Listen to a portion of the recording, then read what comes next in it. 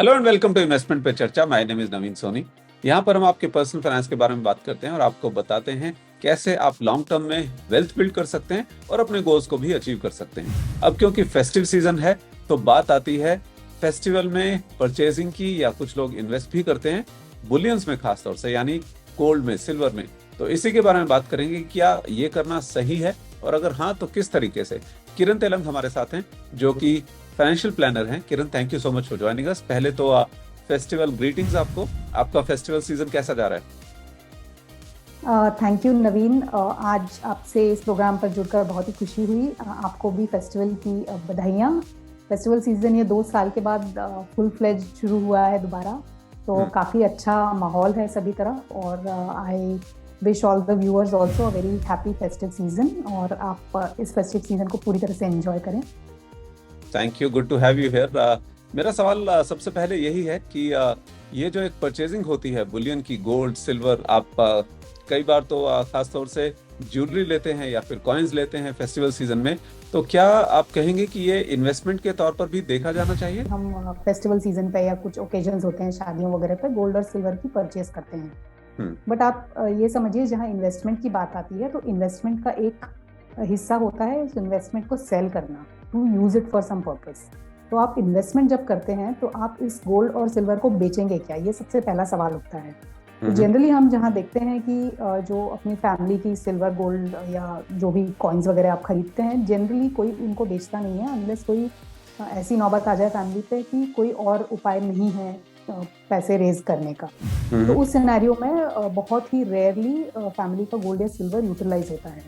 Otherwise locker to locker, generation to generation move होता रहता है। लोग तो आजकल सोने चांदी की ज्वेलरी पहनना भी उतना पसंद नहीं करते, ज़्यादातर अब इमिटेशन ज्वेलरी पे काफ़ी लोगों को मतलब चेंज करने का शौक होता है। तो उस हिसाब से ये जो हम फेस्टिवल सीजन में खरीदारी करते हैं, मेरे हिसाब से इसको पर्सनल कंजम्पशन यूजेज के हिसाब से ही रखना चाहिए। It should not be considered a part of investment.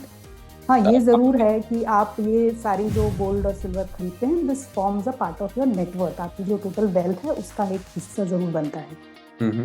ये आपने एक बहुत इंपॉर्टेंट बात कही है कि आपका जो नेटवर्थ है वो तो इसमें जुड़ जाएगा जो भी आपने खरीदारी की है, लेकिन अगर आप रिटर्न नहीं लेते, इन कैश नहीं करते, तो फिर वो इन्वेस्टमेंट के लिए क्वालिफाई नहीं करेगा। अब अगर कोई इन्वेस्टमेंट करना ही चाहता है, मान लीजिए नए तरीके से फेस्टिवल को आप एक रंग देना चाहें कि चलिए इन्वेस्टमेंट करते हैं और एक शगुन जो है वो भी हो जाएगा गोल्ड या सिल्वर लेने का, तो क्या एवेन्यूज अवेलेबल हैं उस तरह से इन्वेस्ट करने के लिए? जी, एवेन्यूज़ तो काफ़ी अवेलेबल हैं। अब काफ़ी सारी चीज़ें डिजिटल फॉर्म में मिलने लगी हैं। तो आप एक सिंपल चीज़ है, जैसे सॉवरेन गोल्ड बॉन्ड है, ये जो गवर्नमेंट का प्रोडक्ट है जिसमें 8 साल का लॉक इन होता है, तो एक तो आप वो कर सकते हैं। बट इसमें आपको डीमैट अकाउंट होना ज़रूरी है आपके लिए, और ये स्पेसिफिक डेट्स पे अवेलेबल होता है।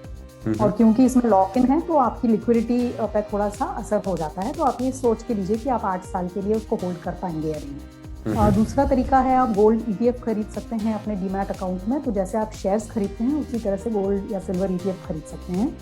तो ये सबसे एक सरल तरीका हो जाता है इन्वेस्टमेंट करने का। अब सवाल ये भी आता है कि आपके पोर्टफोलियो में अगर आप एलोकेशन कर रहे हैं अलग अलग एसेट्स की, तो गोल्ड की कितनी जगह होनी चाहिए, कितने % तक आप कहेंगे कि ये आपके पोर्टफोलियो में होना चाहिए?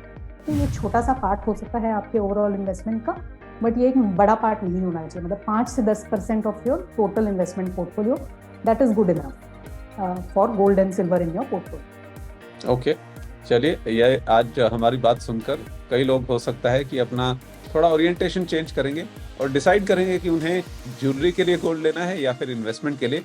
और अगर इन्वेस्टमेंट के लिए लेना है तो अभी किरण ने जो ऑप्शंस बताई उनमें आप देखिए और अपने एवेल्युएट करके फिर आप इन्वेस्ट कर सकते हैं। Kiran, thank you so much for joining us today on investment पे चर्चा। तो आज के एपिसोड को हम यहीं वाइंड अप करते हैं। अगर आपकी कुछ फीडबैक है या फिर आप कुछ क्वेश्चंस पूछना चाहते हैं, हम अपने आने वाले एपिसोड्स में उनको डिस्कस करेंगे अपने एक्सपर्ट्स के साथ। This is Naveen Soni, your host, saying bye. Thank you so much for watching. An investor education and awareness initiative by Aditya Birla Sun Life Mutual Fund. Mutual fund investments are subject to market risks. Read all scheme-related documents carefully. Mutual fund निवेश बाजार के जोखिमों के अधीन है। Scheme संबंधी सभी दस्तावेजों को ध्यान से पढ़ें।